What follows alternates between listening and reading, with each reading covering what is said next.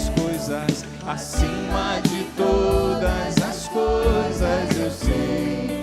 Eu sei que meu Deus é fiel. Aleluia, Ele é fiel. Aleluia. Poderia se sentar, irmãos.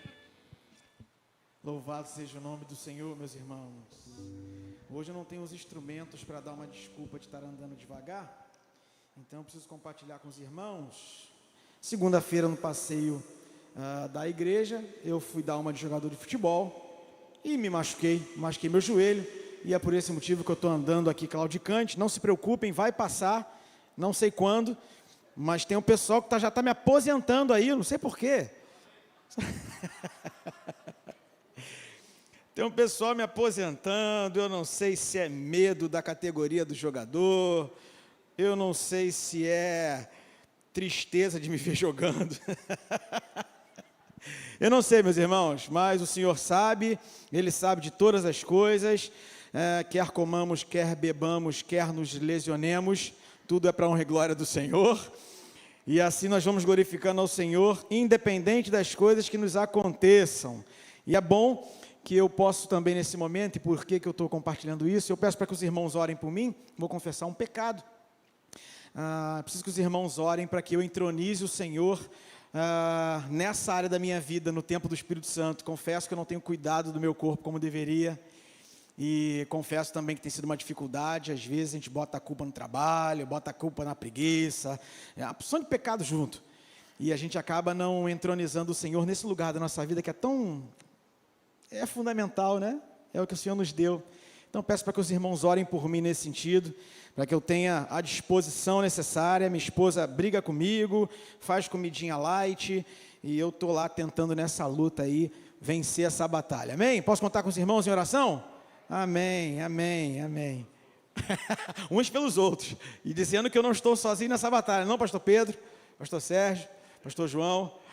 Só quem sai ileso é pastor Anderson Maciel, que corre 10 quilômetros todo dia. Meus irmãos, uma alegria poder estar aqui, poder compartilhar desse tempo com os irmãos, adorando ao Senhor. E nesse momento eu queria que os irmãos curvassem suas cabeças e pudessem falar com o Senhor mais uma vez, clamando pela misericórdia dEle mais uma vez, clamando para que Ele fale conosco, para que Ele continue demonstrando a cada dia o seu amor para conosco.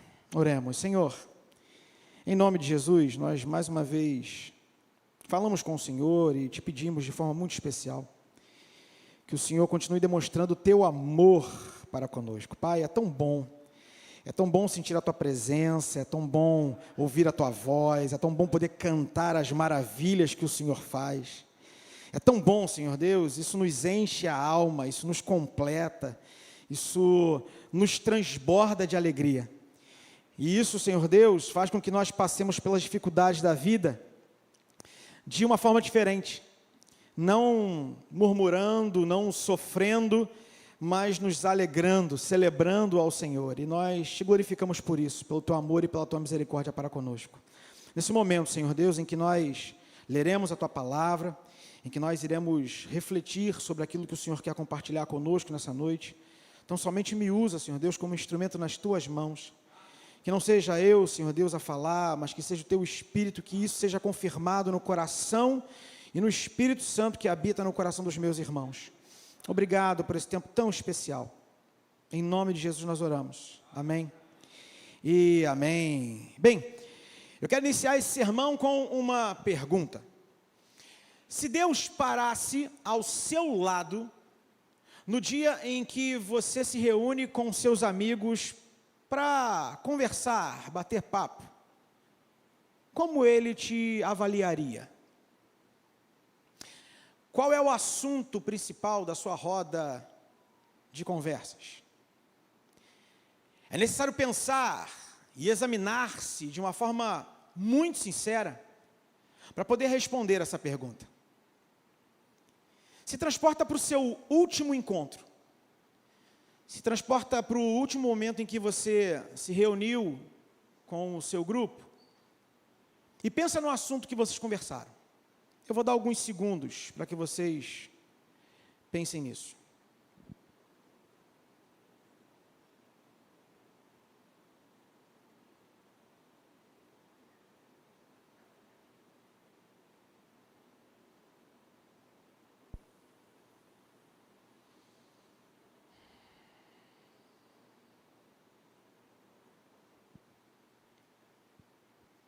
Espero que tenha sido fácil. Mas é quase inevitável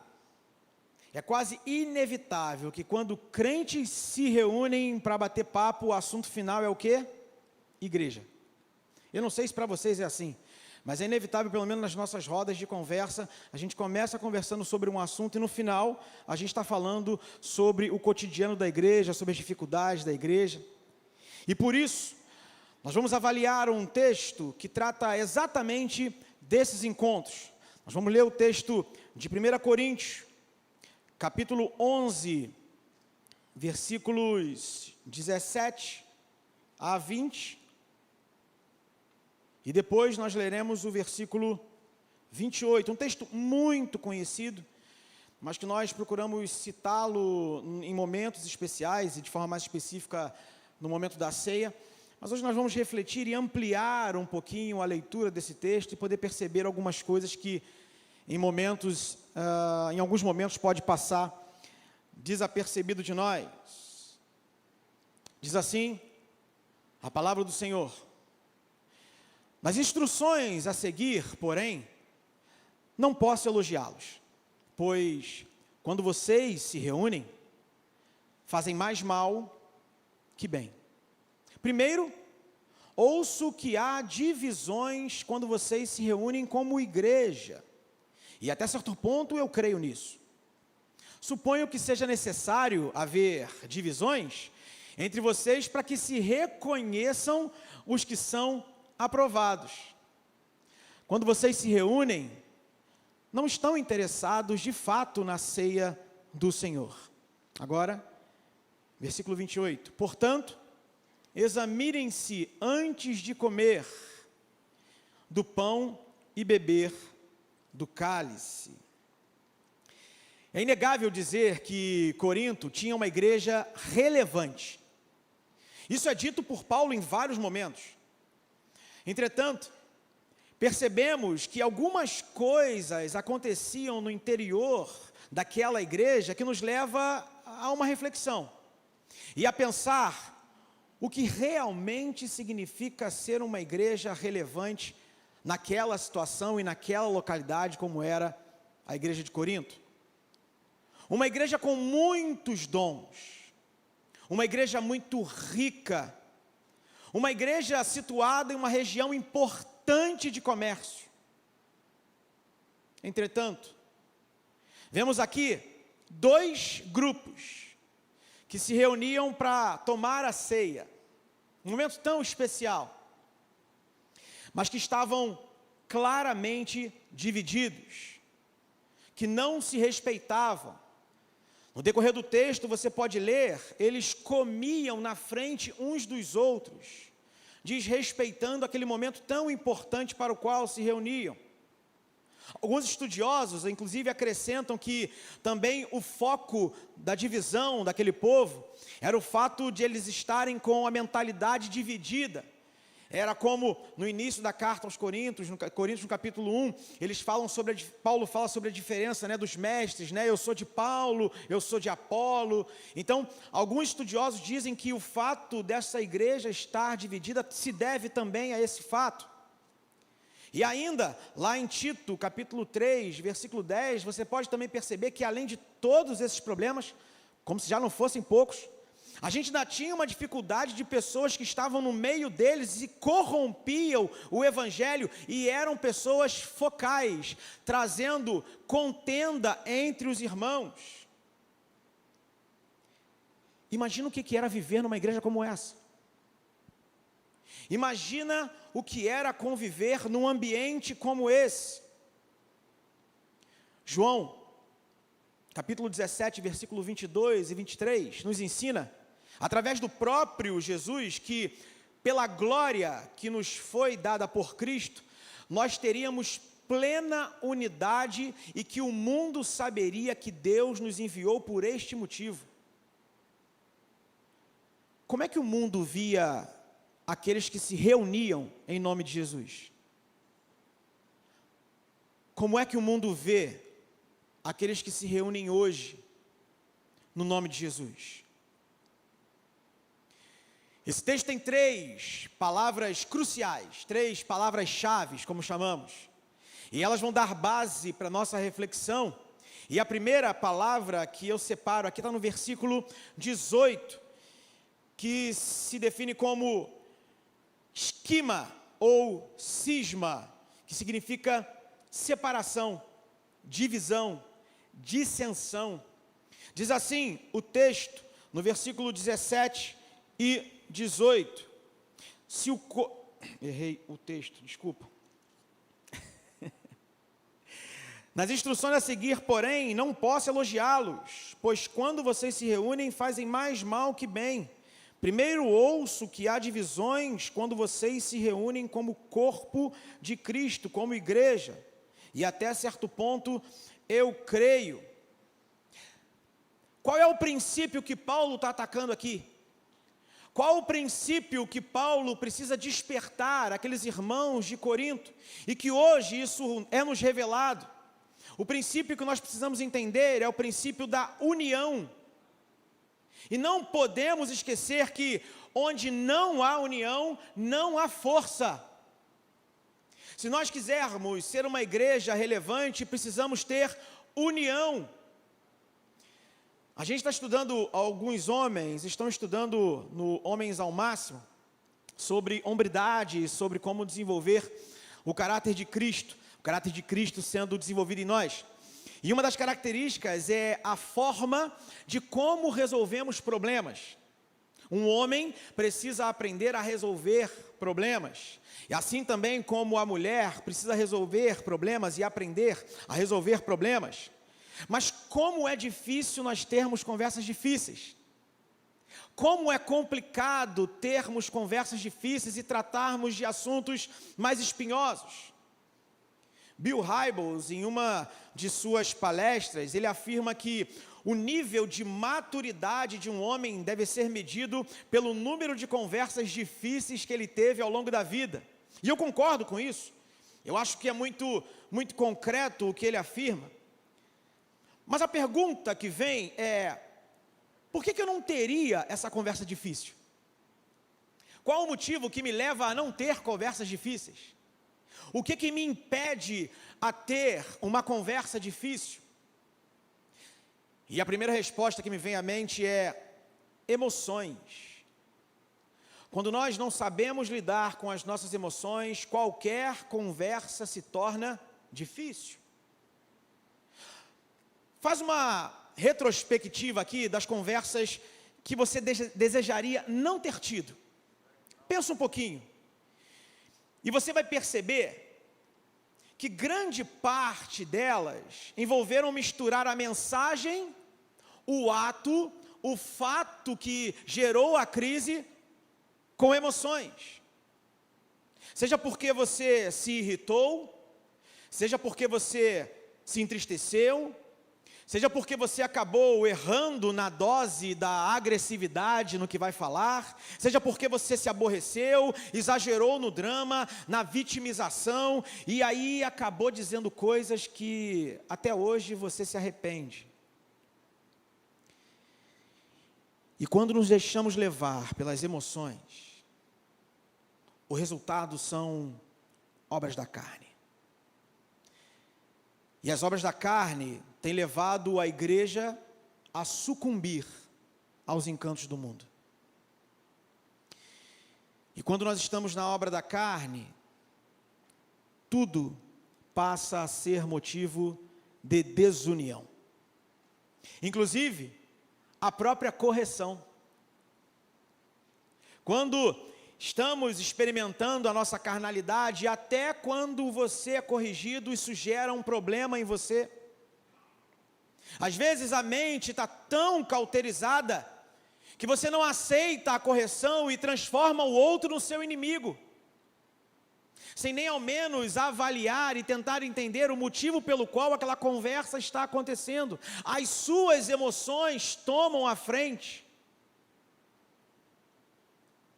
Mas aquele que ignora a repreensão desencaminha outros, como diz Provérbios, capítulo 10, versículo 17. Na verdade, nenhuma disciplina parece ser motivo de alegria no momento, mas sim de tristeza. Mais tarde, porém, produz fruto de justiça e paz para aqueles que por ela foram exercitados, como diz Hebreus 12, versículo 11. Quando não há união, a igreja não cresce. Quando não há união, sua vida não é edificada pelos dons do seu irmão. Quando não há união, você não consegue crescer em entendimento com o auxílio uns dos outros. Aquela igreja de Corinto, ela estava sucumbindo por causa das dificuldades de relacionamentos que haviam entre eles. E isso refletia até no momento da ceia. Ambiente que deveria ser de extrema comunhão. Que perda. O que nós temos perdido, o que nós temos deixado de experimentar uns com os outros, porque não conseguimos aprender e entender as questões das nossas relações. O que tem feito você a se afastar do seu irmão? Qual conversa difícil que você precisa ter e que não tê-la está atrapalhando o seu crescimento espiritual? Antes, seguindo a verdade em amor, cresçamos em tudo naquele que é o cabeça, que é Cristo Jesus. Dele, todo o corpo, ajustado e unido pelo auxílio de todas as juntas, cresce e edifica-se a si mesmo em amor, na medida em que cada parte realiza a sua função. Efésios capítulo 4, versículo 15 e 16. E olhando para esse texto, e olhando para o desejo de unidade que o Senhor tem para conosco, e olhando para o crescimento e para a edificação, quando cada um cumpre a sua função, entra o papel daquilo que é a segunda palavra importante nesse texto, que é a palavra dokimos, aprovado, que na tradução significa que foi aceito, foi testado. O texto diz, no versículo 19, suponho que seja necessário haver dissensões, e Paulo aqui é extremamente irônico quando fala isso, é necessário haver dissensões entre vocês, para que reconheçam quem são os aprovados. Então Paulo está dizendo aqui, que as discussões e os problemas e as divisões, é até certo ponto bom, porque ali os aprovados aparecerão. Imagina comigo, você está em uma roda de amigos, e de repente começam a fazer fofoca sobre alguém, ok? Algo muito normal. E aí você, um homem aprovado, uma mulher aprovada, vira-se para os seus amigos e diz: vocês precisam parar de falar isso agora, porque vocês estão emprestando a boca e a mente de vocês a Satanás. Como é que vocês acham que eles reagiriam? Como é que os seus amigos reagiriam a uma intervenção dura, mas necessária como esta? É sobre isso que Paulo está dizendo.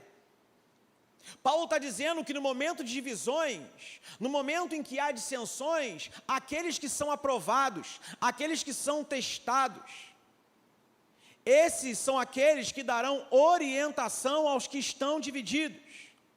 Não uma orientação qualquer, mas uma orientação pautada na palavra do Senhor. Não é no meu achismo, não é aquilo que eu acho, mas é aquilo que a palavra do Senhor sabe e diz que é verdade. Nós pastores, e os meus irmãos que estão aqui sabem disso, nós temos que ter muitas conversas difíceis. Como temos? Dizer algumas coisas que nem sempre são fáceis de dizer, mas são extremamente necessárias para que o amor se apresente também na correção.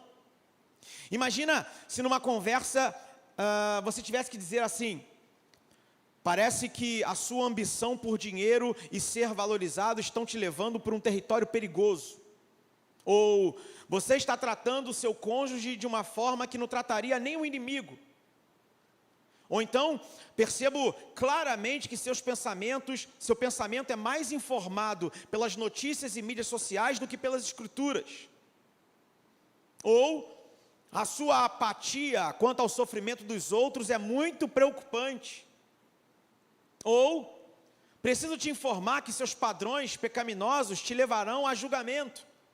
Como é difícil falar essas frases, meus irmãos, mas são extremamente necessárias.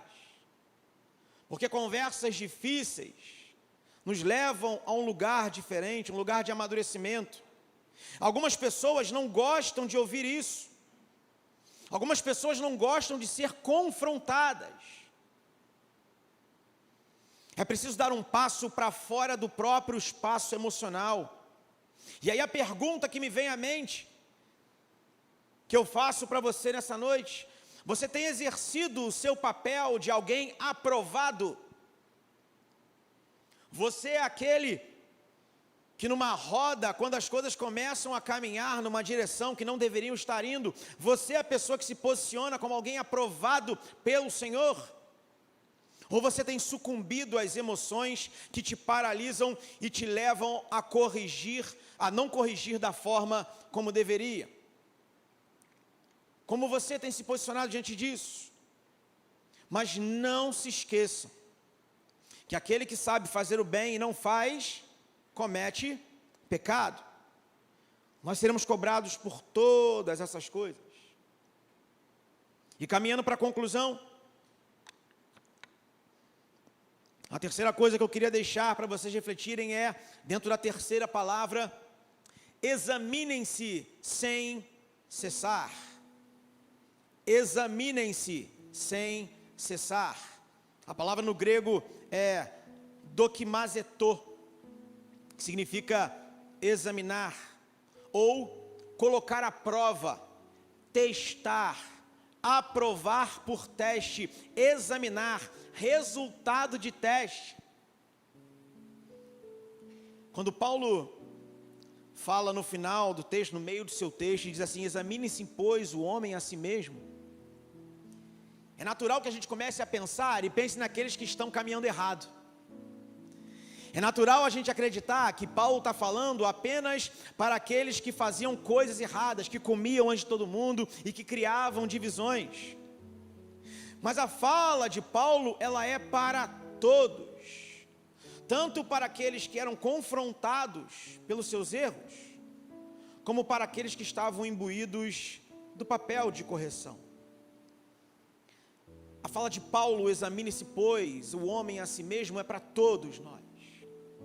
Independente da posição que você ocupe, independente do lugar dentro desse contexto que nós lemos, independente do lugar onde você se encontra.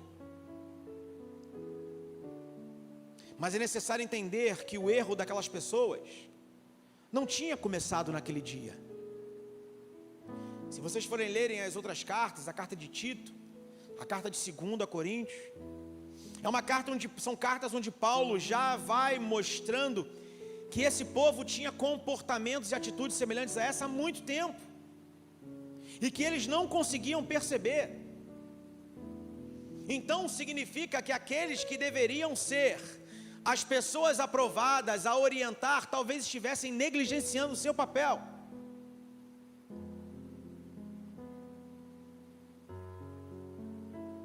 Para se perguntar um pouco sobre o número de vezes em que você já foi corrigido por um comportamento equivocado. Para pensar no número de vezes em que algumas pessoas chegaram para você e te orientaram e falaram, e te confrontaram sobre um comportamento seu. Talvez negar essas falas seja um impedimento que você está dando ao Senhor de agir na sua vida.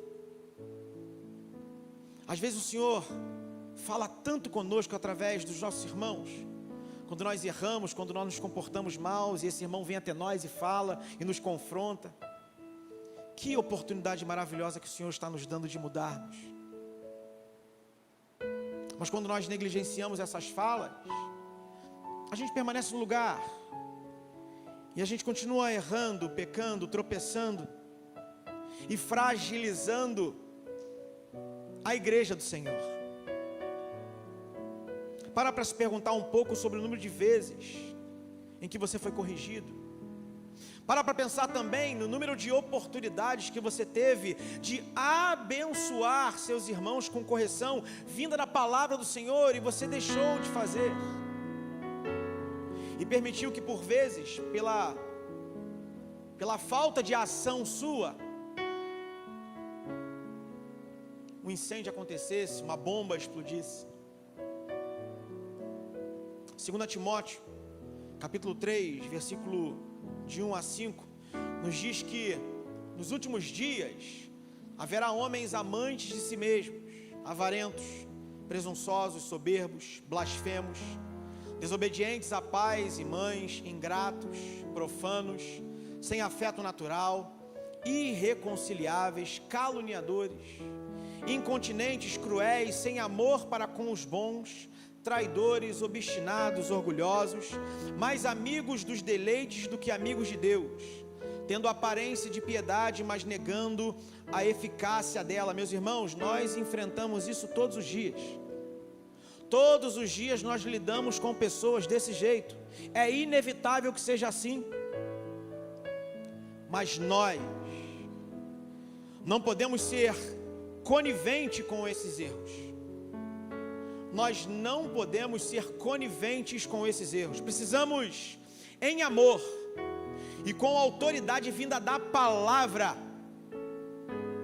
não porque eu acho que é certo, até porque o povo de Corinto só estava onde estava porque eles tomaram partido a partir de suas próprias convicções, não. Nós precisamos ter a autoridade da palavra para corrigir, para auxiliar, andar a segunda milha, crescer em entendimento, para que nós sejamos uma igreja forte e que apresenta em sua unidade a glória de Deus para os perdidos. Se nós não nos unirmos e buscarmos resolver as nossas dificuldades, ter as conversas difíceis necessárias, nós não teremos unidade e a glória de Deus não resplandecerá. E o mundo não saberá que Cristo nos enviou, porque é isso que a palavra nos orienta. Que nós sejamos unidos,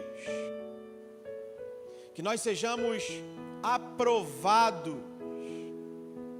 e que não tenhamos medo de nos examinar diante do Senhor.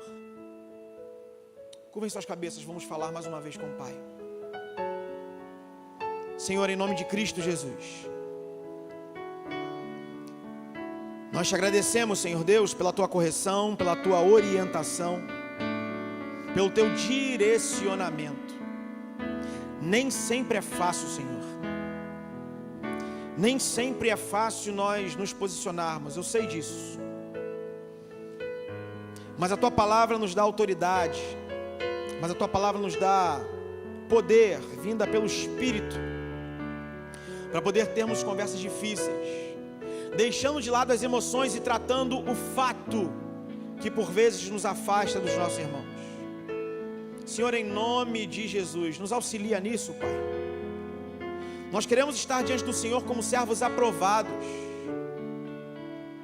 Nós queremos, Senhor Deus, diante desse exame que a tua palavra nos orientou a fazer, nós desejamos, Senhor, nos unir cada vez mais como irmãos. Pai, tu tem uma grande obra para fazer nesse lugar, Senhor, e nós queremos participar disso.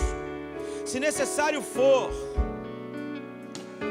nos colocarmos diante de conversas difíceis, renovar alianças perdidas na caminhada, pedir perdão, Senhor Deus, sermos perdoados, Senhor Deus, nos auxilia nisso, Senhor. Que caia por terra em nome de Jesus qualquer artimanha do diabo nesse momento para evitar essas conversas.